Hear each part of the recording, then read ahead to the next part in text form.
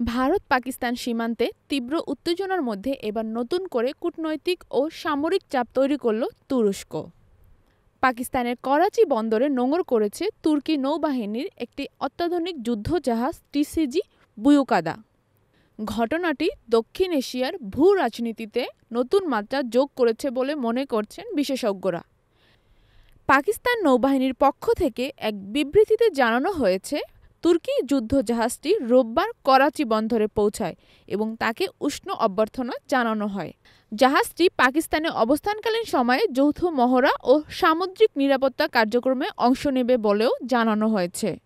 এই ঘটনাটি এমন এক সময় ঘটল যখন সম্প্রতি ভারতের জম্মু কাশ্মীরের পহেলগামে ভয়াবহ সন্ত্রাসী হামলায় ২৬ জন নিরীহ পর্যটকের প্রাণহানি ঘটে। হামলার জন্য সরাসরি পাকিস্তানকে দায়ী করে ভারত কঠোর প্রতিক্রিয়া জানায় এবং কূটনৈতিক সম্পর্ক সীমিত করার পাশাপাশি প্রতিরক্ষা ব্যবস্থা জোরদার করে।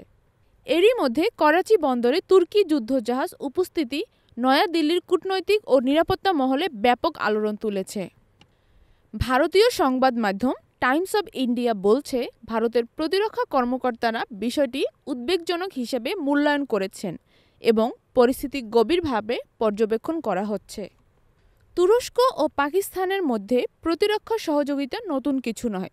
বিগত এক দশকে এই সহযোগিতা আরও গভীর হয়েছে। তুরস্ক ইতিমধ্যে পাকিস্তানের সাবমেরিন আপগ্রেড প্রকল্পে গুরুত্বপূর্ণ ভূমিকা রাখছে এবং বিভিন্ন ধরনের ড্রোন ও সামরিক সরঞ্জাম সরবরাহ করছে। সম্প্রতি আতাতুর্ক ১৩ নামে একটি যৌথ সামরিক মহড়া অনুষ্ঠিত হয়, যেখানে উভয় দেশের স্পেশাল ফোর্স অংশগ্রহণ করে।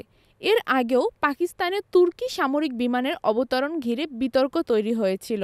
ভারত অভিযোগ করেছিল তুরস্ক গোপনে পাকিস্তানে অস্ত্র সরবরাহ করছে, যদিও তুরস্ক এই অভিযোগ অস্বীকার করে বলেছিল বিমান অবতরণ ছিল কেবল জ্বালানি গ্রহণের জন্য। বিশেষজ্ঞরা বলছেন, এই যুদ্ধজাহাজের আগমন শুধু একক কোনো সামরিক অনুশীলন নয়, বরং এটি একটি কৌশলগত বার্তা। দক্ষিণ এশিয়ার শক্তির ভারসাম্যে তৃতীয় পক্ষ হিসাবে তুরস্কের সরাসরি ভূমিকা গ্রহণ ভারতের জন্য কেবল উদ্বেগ নয়, এক ধরনের নিরাপত্তা চ্যালেঞ্জও।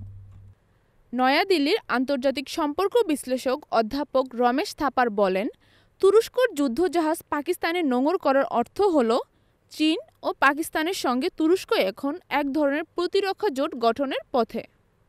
এটি ভারতের কূটনীতির জন্য হুঁশিয়ার সংকেত। ভারতের প্রতিরক্ষা মন্ত্রণালয় এখনও এই বিষয়ে আনুষ্ঠানিক বিবৃতি দেয়নি।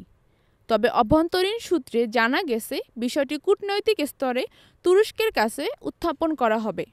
পাশাপাশি ভারত তার মিত্র রাষ্ট্রগুলোর সাথে আলোচনা শুরু করেছে, যেন দক্ষিণ এশিয়ায় কোনো পক্ষ তৃতীয় শক্তিকে সামরিক উদ্দেশ্যে ব্যবহার করতে না পারে।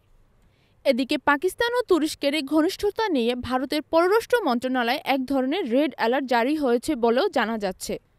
ভারতের নীতি নির্ধারকরা বিষয়টি রাষ্ট্রপতি ও প্রধানমন্ত্রী পর্যায়ে পর্যবেক্ষণে রেখেছেন। করাচি বন্দরে তুর্কি যুদ্ধজাহাজের উপস্থিতি দক্ষিণ এশিয়ায় একটি নতুন সামরিক মেরুকরণের ইঙ্গিত দিচ্ছে। ভারত পাকিস্তান চিরবৈরী সম্পর্কে এই নতুন অনুপ্রবেশ অঞ্চলটি আরও অস্থির করে তুলতে পারে। বিশেষজ্ঞদের মতে, তুরস্ক যদি পাকিস্তানের পাশে আরও প্রকাশ্যে অবস্থান নেয়, তাহলে ভারত তার প্রতিরক্ষা ও কূটনৈতিক কৌশলে বড় রকম পরিবর্তন আনতে বাধ্য হবে। পরবর্তী পদক্ষেপ কী হবে তা নির্ধারণ করবে তুরস্কের করাচি সফরের পরবর্তী ঘটনাপ্রবাহ।